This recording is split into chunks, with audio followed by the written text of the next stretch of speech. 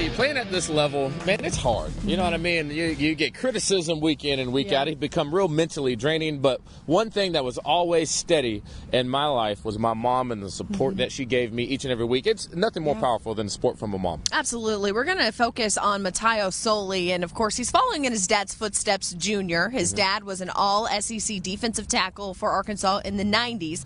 Matteo Soli is a freshman defensive lineman. But I was reading an article, and it was cool because Junior said that Matteo is more like his mom than his dad. Karen Soli is our football mom of the week.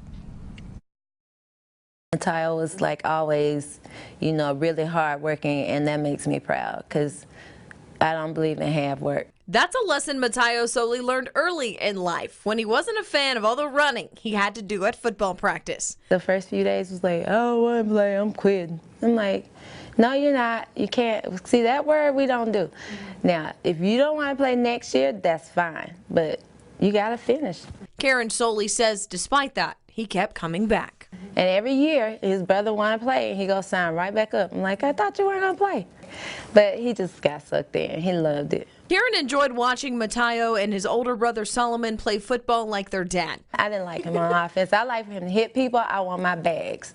That's sex. I be like, you get my bags? Like, I'm like, Mom, I got you. The Solis moved around, including a few years in Oxford, Mississippi, when Junior was an assistant strength coach for the Rebels program under Houston Nutt, and a year living in American Samoa. Wherever they went, their Razorback pride went with them. The one jersey that I can say they always had was an Arkansas jersey.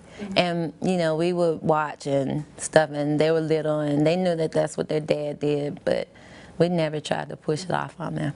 When it came time for Matteo to choose where he would play college football, and believe me, he had multiple options, his mom and dad's alma mater felt like home. It feels so good, like, to just be back, and, like, it's surreal, like, wow, like, I'm back and my kid is walking these sidewalks. That hardworking mentality Karen gave Matteo at a young age is the reason he got into the starting lineup as a freshman, his life coming full circle, getting his first start as a Hog in a place he used to call home. We didn't have a yard, so the IPF was their playground, the football field was their playground. Karen couldn't make it to Oxford, but she had family sending her videos. My sister sent me a video of them in the Grove coming through. And I was like, oh my God, like how many times have we been there? And it was other people, and there was Matteo coming through the Grove. I was like, ah! I'm so glad I'm at home and nobody could see, but yeah, it was emotional. Matteo is just starting his journey as a Razorback with a long career ahead of him. And regardless of the adversity he will have to face along the way, Karen is confident in the strong young man her and her husband raised. Somebody might win, but they're not going to outwork him.